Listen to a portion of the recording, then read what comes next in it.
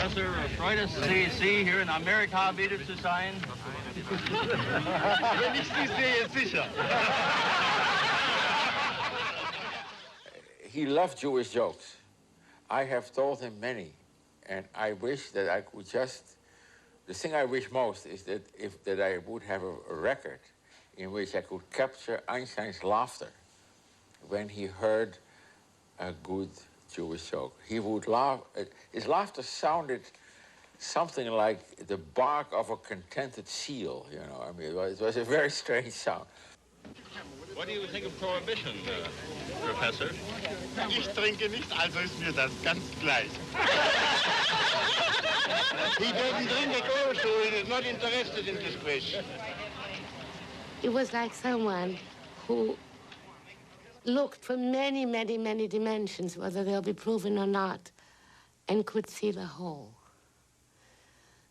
And that is why I think he loved puzzles so much. But the combination of that vast, somewhere inner detachment and the enormous ethical commitment was a very wonderful thing. It was totally integrated into one flesh and bones, and I think that's rare from my experience. Although he knew who he was, although he was aware of his celebrity, he always took it with humor and always laughed at it and at himself.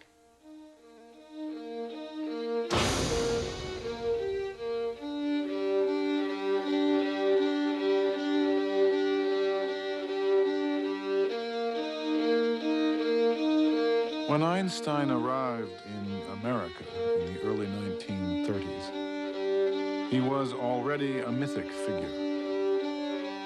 But behind his public image was a man in exile.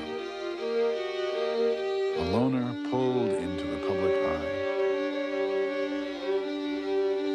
A pacifist who would be drawn into war.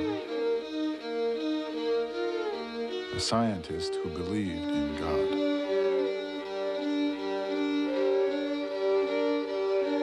He simplified his life to focus on his work. Socks were unnecessary. A leather jacket would never need replacing. An egg could be boiled in soup water to save time cleaning a pot. Aside from his work, his pleasures were few, sailing and his violin. He worked more like an artist than a scientist, arriving at a theory not so much by experimental deduction, but confidently by intuition.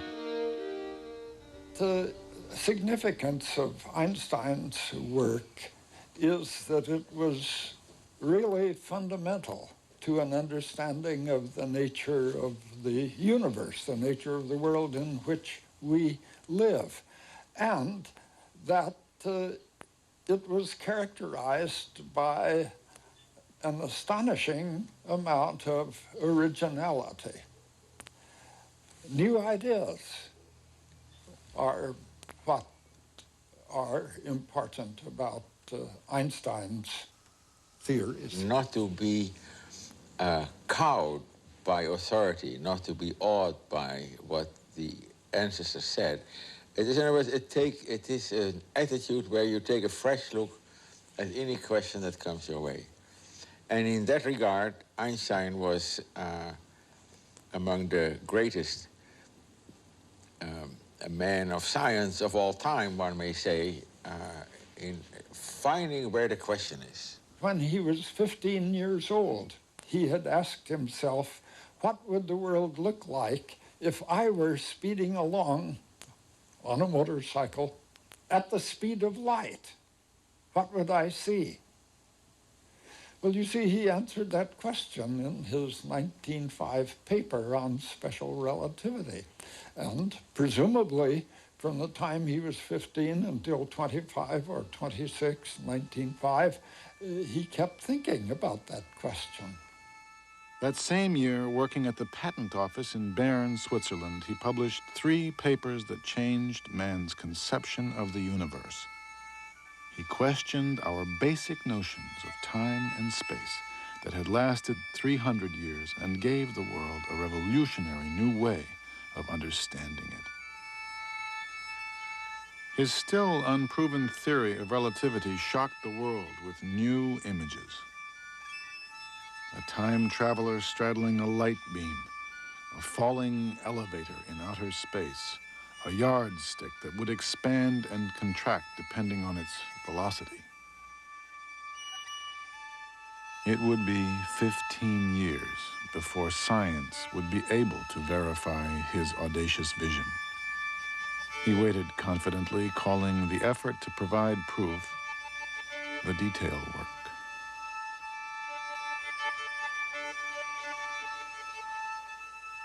Einstein had the faith that relativity was right.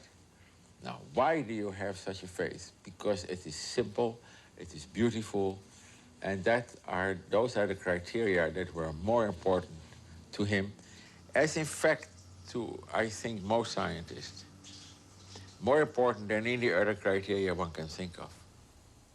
I don't think that he was the first scientist to have had the feeling, the belief, that if you can set up a theory that is really beautiful in its simplicity and generality, then there is a good chance that this theory will turn out to be correct.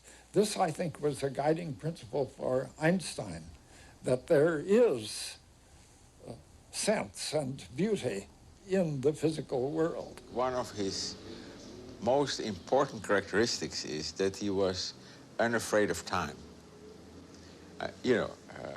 You work on a movie, I work on a physics problem, and when you've been busy for a year and you have not gotten anywhere, you say, well, maybe that was not such a hard idea. Not Einstein. If he had an idea, that was the way he would be, that was the way he would follow, and he couldn't care how long it took. Albert Einstein was born March 14th, 1879, in Ulm, a small town in southern Germany, to assimilated Jewish parents. Later, he and his sister Maya were raised in Munich. From a young age, Einstein was a rebellious and independent thinker. He instinctively hated the regimentation of the German school system, calling the schools barracks and the teachers lieutenants.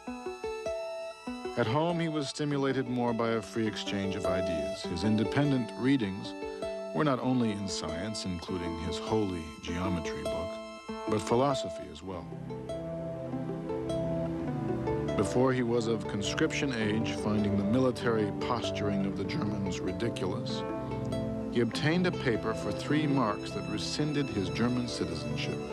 At 17 years of age, he was stateless, a young man without a country. He completed his secondary education in Switzerland, where he met his first wife, fellow physics student Mileva Maric. They had 2 sons. Although their marriage would not survive, it was not due to the difference in their religions. For most of Einstein's life, he was a cultural rather than a practicing Jew.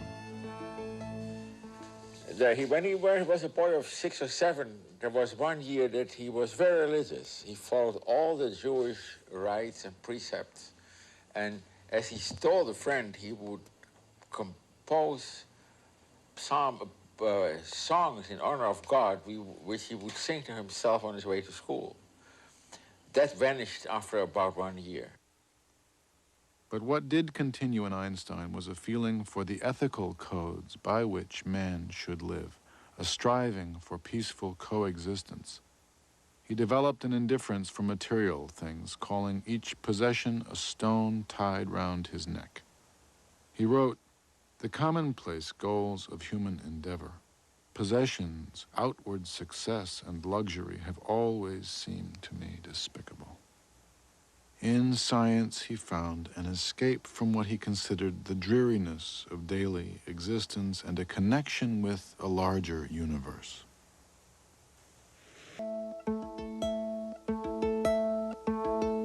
Einstein's universe truly began in 1919 when science finally caught up with his theories.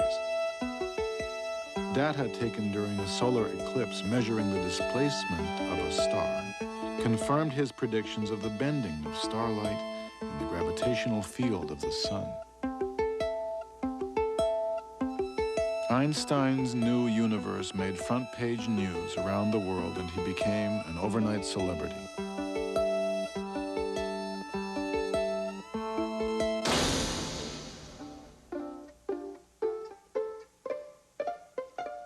Two years later, while traveling to Japan, Einstein learned that he had been awarded the Nobel Prize in physics.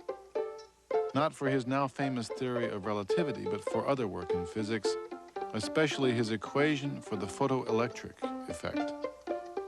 His theory of relativity was still controversial in the scientific community. And here he comes, down from the sun tower after a hard morning. Einstein's face was recognized now all over the world. Everything he did or said became front-page news. It was very skillful. You had to build up the outside and then put in the inside and then more outside and inside. It was a great piece of engineering. Just put that up. This 100-inch reflector was completed about... Fame gave Einstein a new and powerful political platform. But his personal life had been in crisis. He had divorced Mileva after 5 years of separation and married his first cousin, Elsa, who had nursed Einstein back to health when he was ill in Berlin. Now she cared for Einstein as they traveled around the world. He used the occasions intended to honor him to voice his distrust of militarism, his desire for an international dialogue among scientists, and the need for an international organization of nations.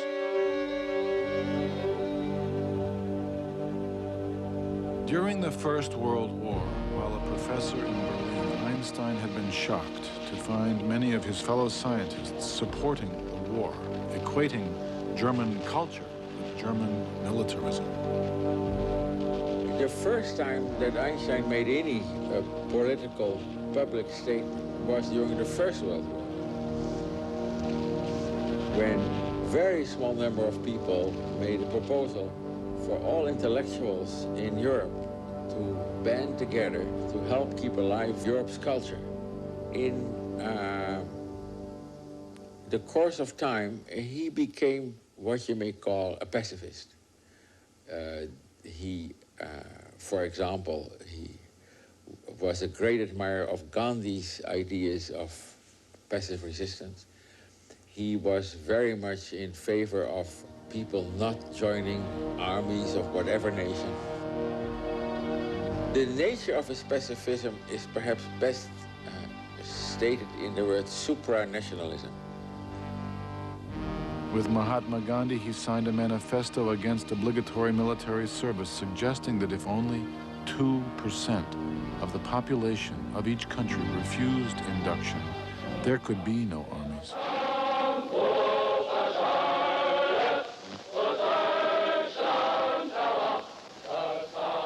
But in Germany, everything pointed to armies and war. With his strong belief in the supreme dignity and life of the individual, he was terrified by the mass psychology of fascism. There were threats on his life, which he didn't take too seriously, but he did take Nazism seriously. A group of anti-Semitic physicists dismissed the theory of relativity as an erroneous Jewish theory. 2,000 books were burned outside the Opera House in Berlin. Among the authors were Albert Einstein. He was no longer the illustrious German genius, but a communist, an anti-German, a Jew.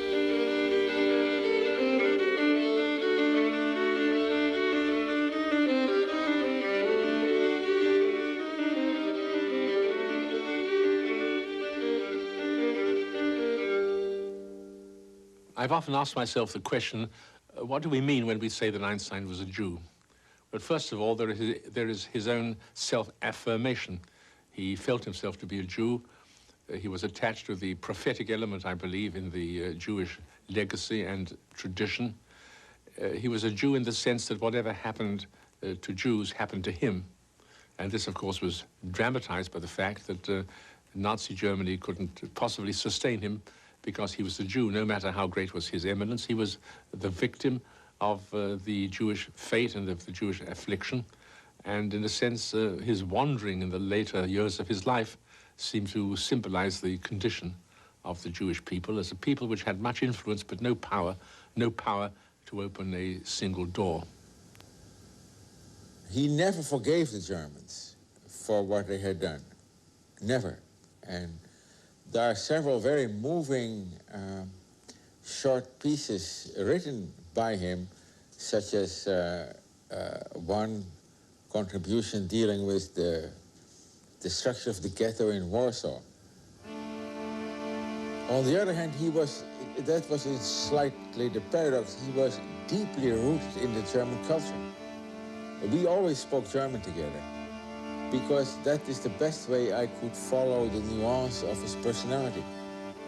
German was the language in which he was free to modulate and to express himself.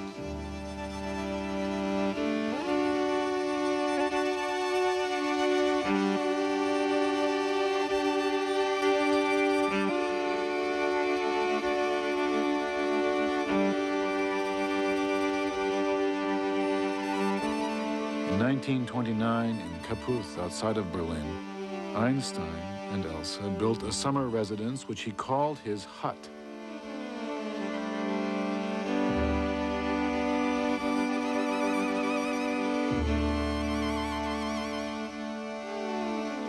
Here he could retreat to nature, work undisturbed, and take his sailboat out on the lake.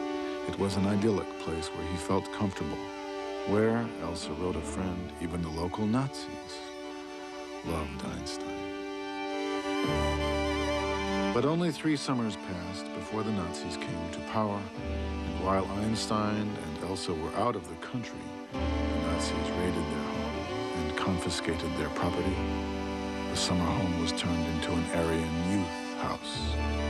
A year later, the local newspaper advertised his boat for sale.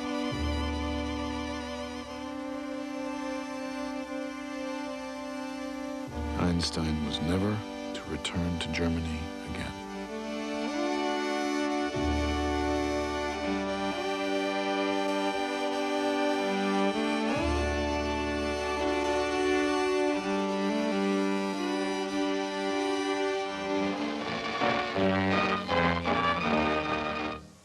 Dr. Einstein, who gave the world its biggest headache, is back in California again with his wife.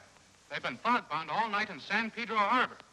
The professor had a theory as to how they could land, but before he and the captain could figure it out, the fog had all gone away. Now he's going to the Institute of Technology in Pasadena to work with other distinguished scientists. There his theory will be thoroughly discussed and analyzed, and if it is what he says it is, why then everything will be all right, won't it? Of course, it might be possible that he's come here to find out what it's all about. America held out the hope for freedom to Einstein and others escaping Hitler's persecution. On first impression, Einstein felt that Americans were optimistic and forward-looking, free from the rigidity of European society. While giving lectures across the country and considering a position at Caltech, Einstein discovered his first real taste of America.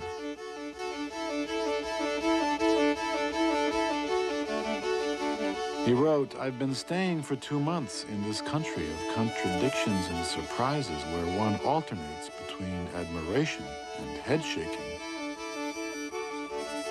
The Hopi Indians gave Einstein the name, the Great Relative. He was wooed by Hollywood and befriended by Charlie Chaplin, and good-naturedly accepted the publicity and fanfare that would accompany his presence everywhere.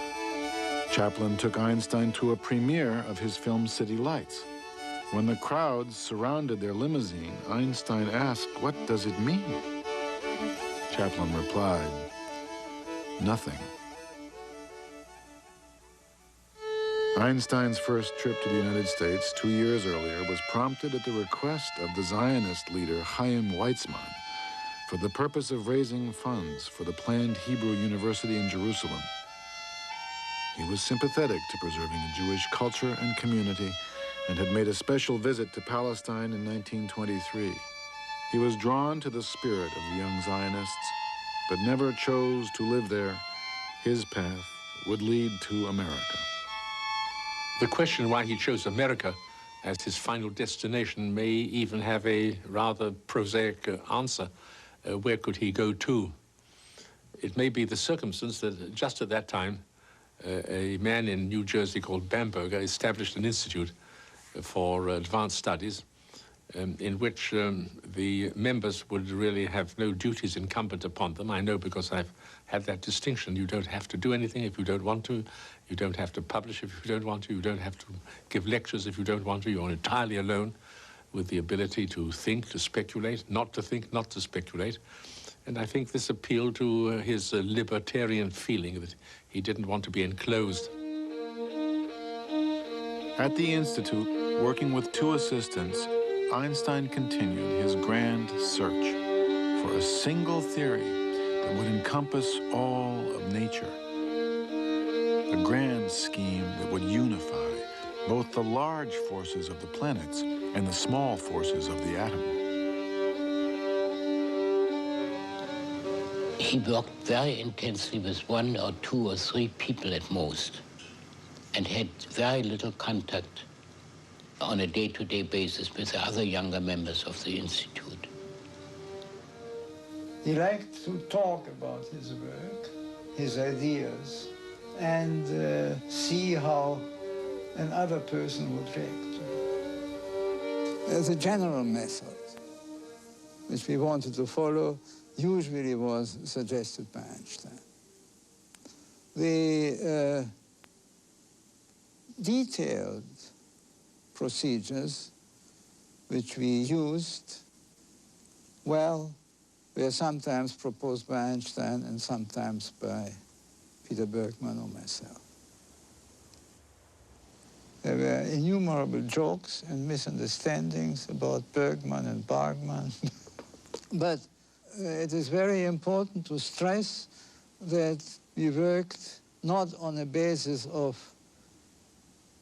master and disciples, but whatever we had to say would be taken very seriously and discussed just as thoroughly as if it was Einstein's idea. What he liked was a resonance. Einstein had little contact with the younger physicists at the Institute who were caught up in the exciting new field of quantum mechanics. With quantum's main proponent, Niels Bohr, Einstein had a 20-year argument. He stubbornly held to his own beliefs. He had a certain type of arrogance. He had a certain belief that, not that he said it in those words, but that is the way I read him personally, that he had a sort of special pipeline to God, you know. He would always say that God doesn't play dice, to which Niels Bohr would reply, but how do you know what God's doing? You know. He had these images of that somewhere that his notion of simplicity was the one that was going to prevail. And this, of course, explains his difficulty in accepting quantum mechanics with its uncertainty, the Heisenberg uncertainty principle, which introduces, Einstein thought, the idea that chance is involved in the physical world. In fact, in his first part of his life, that when he did his real important work, his notions of simplicity were the guide to the 20th century insofar as science is concerned. Later on, I think he was just, you know, he was completely off base. I mean, if Einstein had stopped doing physics in the year 1925 and had gone fishing, he would be just as beloved, just as great, and it would not have made a damn bit of difference. None of these criticisms fazed Einstein. He still played his violin, he still sailed, and stubbornly pursued his lofty vision. It was only news from Europe which would pull Einstein from his work. Requests from refugees for sponsorship to emigrate to America poured in. He wrote so many affidavits he began to fear they had lost their value. Elsa remarked that though her husband seemed invulnerable, he was actually much more vulnerable than any other man she knew.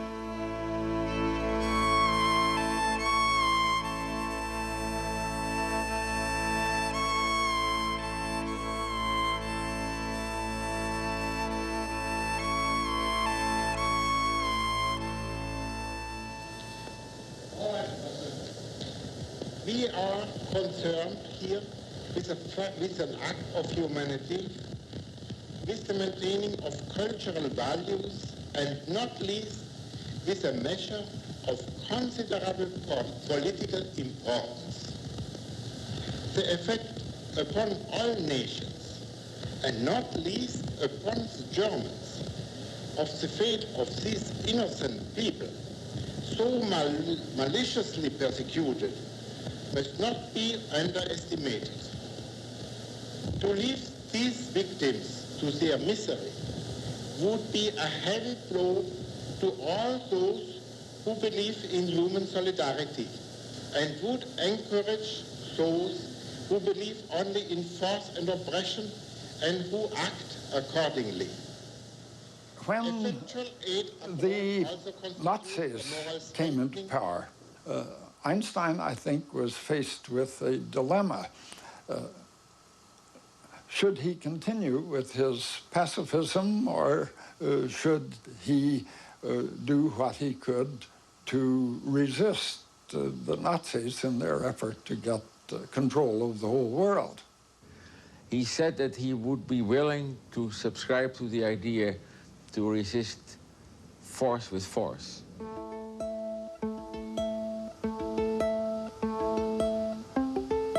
Because he said, otherwise it's like trying to cure a sick tribe of people. You try to cure them in a way that is too slow, that by the time you cure them by pacifist way, they're all dead. That's not very efficient.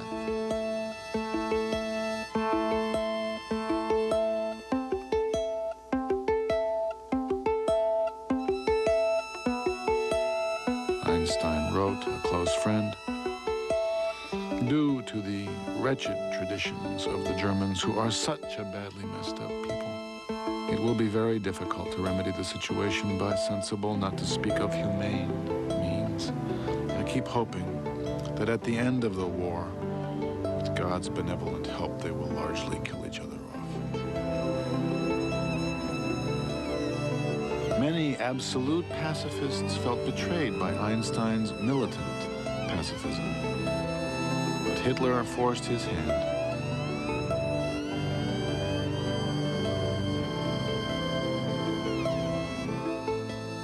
In 1939, news came to Einstein that German physicists had succeeded in producing nuclear fission. The uranium atom could now be split. Germany might be able to develop a bomb.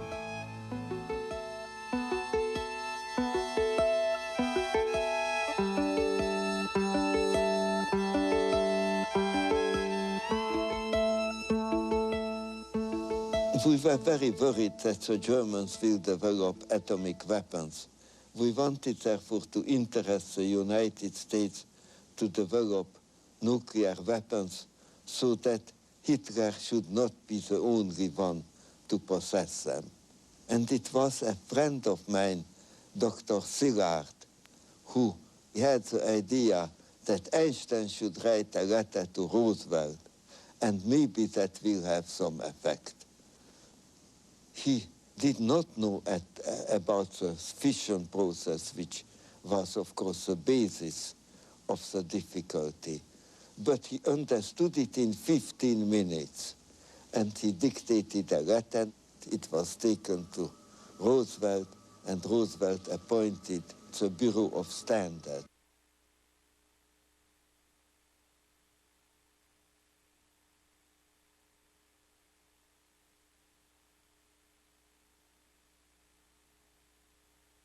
by Yves Fermi and L. Szilard leads me to expect that the element uranium may be turned into a new and important source of energy in the immediate future. It is conceivable that extremely powerful bombs of a new type may thus be constructed. In view of this situation, you might think it desirable to put forward a recommendation for government action. The government gathered the top American and European exile scientists to work on the Manhattan Project, headed by Robert Oppenheimer. Science and government were at the beginning of a new and ambitious partnership. Einstein was not called to participate. He remained in Princeton. The work at Los Alamos was considered too confidential to be entrusted to Einstein. He was considered a security risk. But we did not want it to be exploded over a Japanese city, but over open territory to show it to the Japanese scientists that there is such thing terrible and Japan should come to a good peace with the United States. Well, we tried to persuade the people, the government, but we did not succeed. On March 25th, 1945, Einstein sent a second letter to President Roosevelt, warning of the catastrophic consequences that would result if the atom bomb were ever actually used. FDR died a few days later. The letter lay unopened on his desk.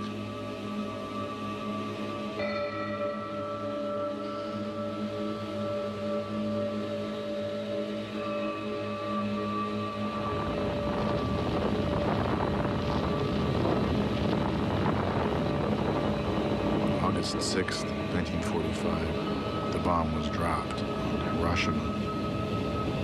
3 days later, another bomb was dropped on Nagasaki. Captain Behan, what was your most outstanding experience on this historic flight? I suppose it was when the clouds opened up over the target at Nagasaki. The target was there pretty as a picture. I made the run, let the bomb go. That was my greatest thrill.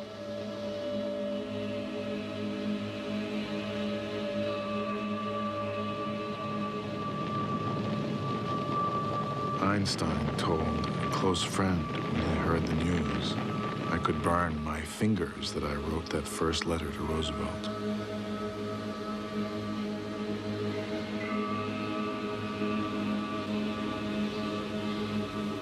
The ancient Chinese were right. It is impossible to know the results of your actions.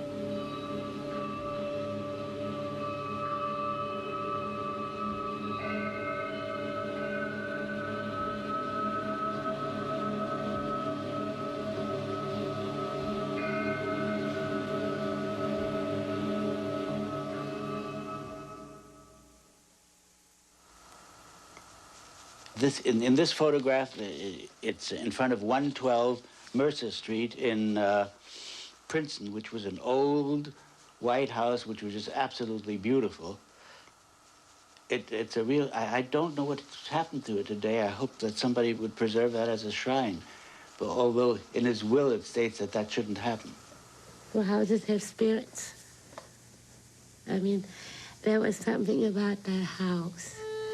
That old American shingle house with the low, low ceilings and everything a little bit lopsided. And that old, great, big German furniture. And there was this simplicity, a stillness in that house, this sweetness. But it was created so much by the women of the house, to me. Since Elsa's death in 1936, Einstein had been living with his stepdaughter, Margot, his secretary of 20 years, Helen Dukas, and his sister, Maya. After the war, Maya fell ill and was bedridden. Einstein read to her each night from their favorite writers, Tolstoy and Goethe. There's a word in German which is Wirklichkeit. It's a combination of fact and truth. And that genuine feeling and that sweetness and that quiet, Wirklichkeit, was in that house. Wirklichkeit.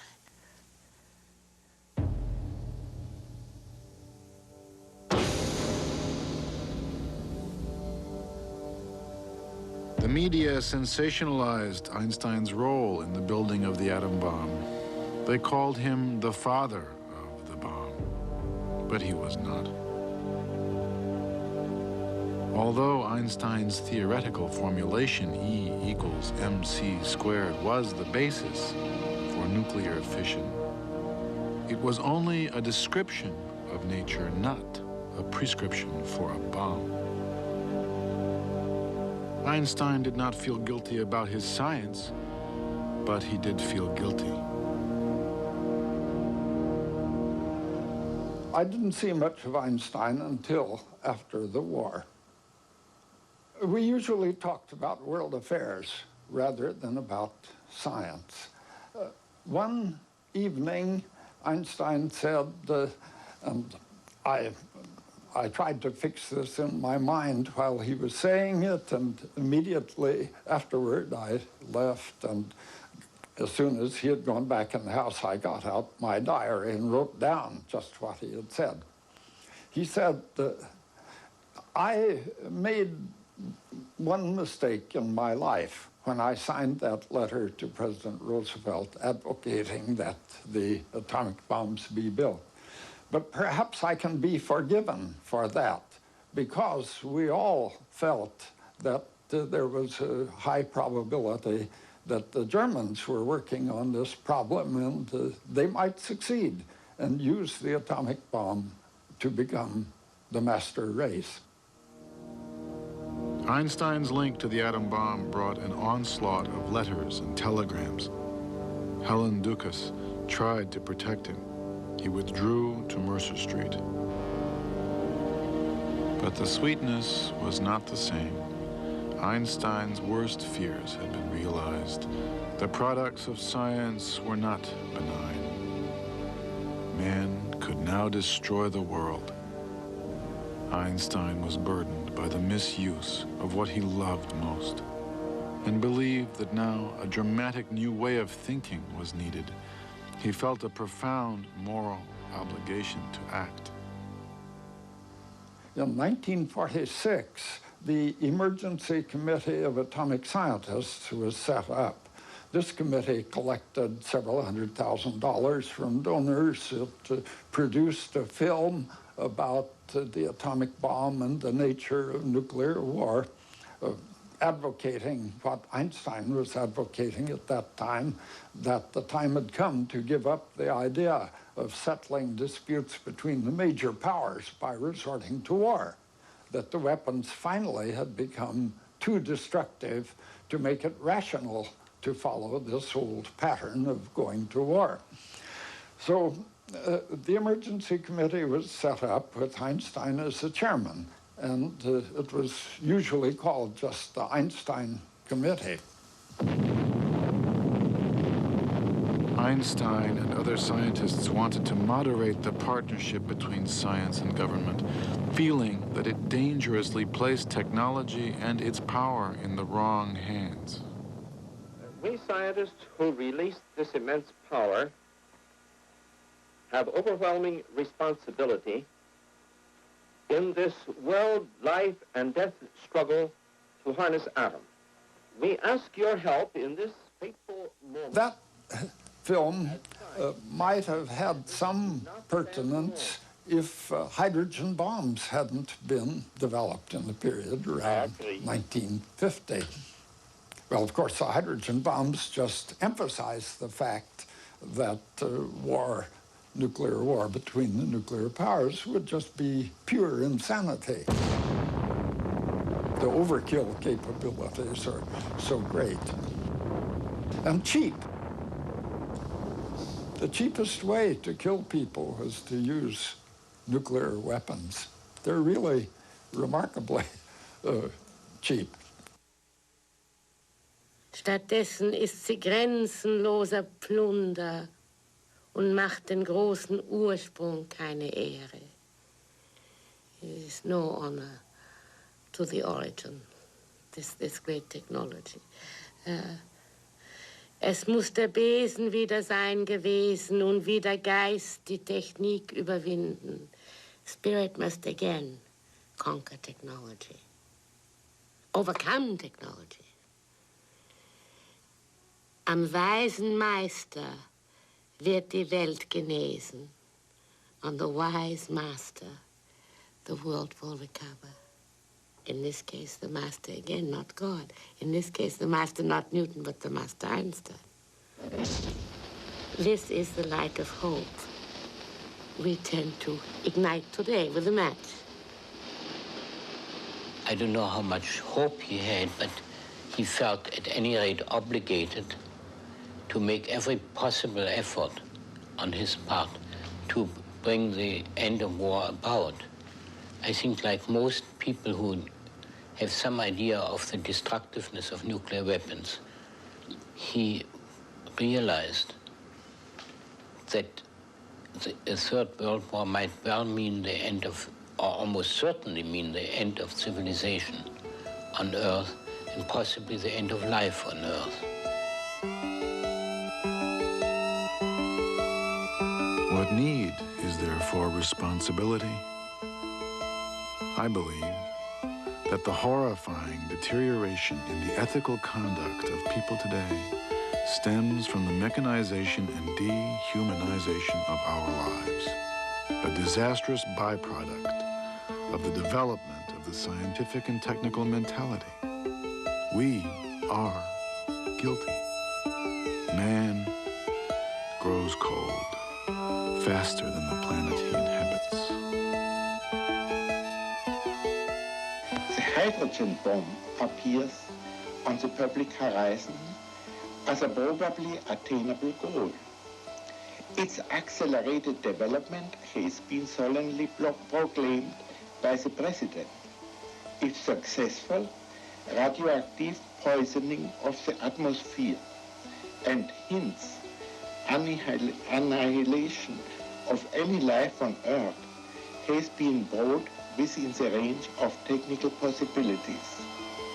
The ghost-like character of this development lies in its appearance. Over a 5-year period, beginning in 1949, the FBI, under J. Edgar Hoover, began to assemble a massive Einstein file. But the government did not go so far as to call him to testify. During the McCarthy hearings, Einstein urged passive resistance. He advised against pleading the Fifth Amendment, which protects against self-incrimination, but rather the First, which protects freedom of speech.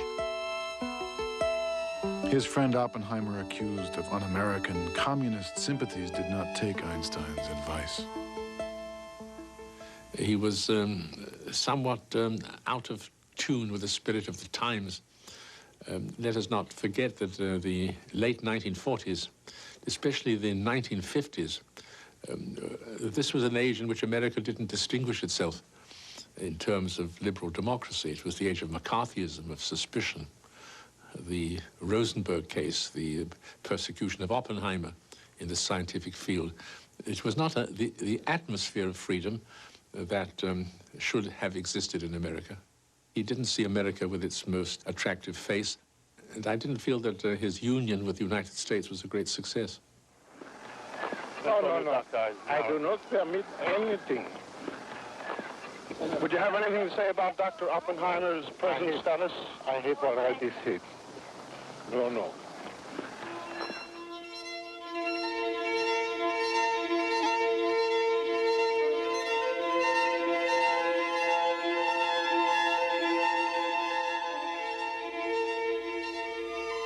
Einstein withdrew into his work and from the public eye. He refused all public appearances and requests for his time, making exceptions only for a few causes, the refugees from Europe and for Israel. There were many contradictions in his life and in his personality. He was attached to Zionism. This surprised me a bit because, in general, he disapproved of nationalism, but he approved of Zionism. And he managed to reconcile that contradiction by depicting Zionism in a rather rhapsodical and romantic mood, much more in a spiritual than in a political context. He was moved by the idea that the Jewish people would become reunited with the conditions of its old glory and creativity and establish a sort of cultural and spiritual center in Palestine, but always with the condition that Zionism must understand its duty to come to terms with its Arab environment and must not enter the land of Israel in a kind of colonial, assertive mood. Einstein wrote, "If we don't find a way of honest cooperation and dealings with the Arabs, we have not learned anything during our 2,000 years of suffering and deserve any fate that will hit us." The first president of Israel, Chaim Weizmann, died in November 1952. And when a successor was discussed, Ben-Gurion had the extraordinarily audacious idea of offering the presidency to Einstein. Before I could even make contact with him, the telephone rang, and he himself was on the line in an almost hysterically panic-stricken mood, saying, will I please get this idea off the agenda? He said, I'm implacably and unreservedly opposed to it. I will not do it. But can't you do something to get all these newspaper people away? Prime Minister Ben-Gurion of Israel arrives at Princeton, New Jersey to call on Dr. Albert Einstein, one of the world's greatest scientists, the father of relativity and the man whose physics formula led the way to the atomic explosion, plays host to the leader who played a great part in the creation of the Israeli nation. They're calling me up. They're coming to the house. Please finish this matter now, once and for all. A meeting to remember. And he added this phrase, I do know something about nature. I know nothing about humankind. And anyway, I wouldn't sign anything that I didn't believe. Nevertheless, I felt that he was flattered and pleased by the idea that his name had arisen in that context. And when one spoke to him, as I did, of him as the greatest living Jew, I must say he didn't seem to reject that appellation with any kind of indignation. Einstein continued his work on a unified field theory, though his health had been failing for several years. His first wife, Mileva, and his lifelong friend, Michael Besso, had recently died. But it was the death of his sister Maya that left him feeling strangely deserted. She was most like him in temperament, and he had always been close to her. And you see, Margaret loved Maya so much, and it was terrible for Margaret when Maya died. And this story was told to me by Margaret, and she told it to me more than once. And she said they were sitting on the porch overlooking that sweet old garden.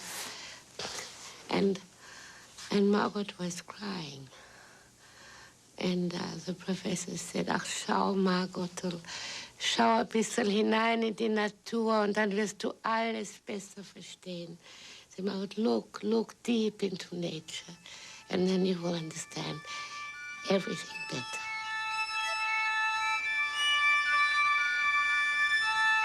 As I grow older, the identification with the here and now is slowly lost. One feels dissolved and merged into nature. It makes me feel happy.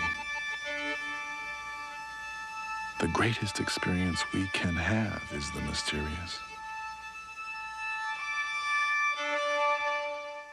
The scientist comes at the end of his inquiry against a stone wall, against a mystery that transcends understanding. He stands in reverence before the spectacle of nature, with its order, with its system, with its coherence, and must reach the conclusion that there is some directing, controlling power which prevents this planet from being smashed into fragments. If people want to call that God, let them call that God.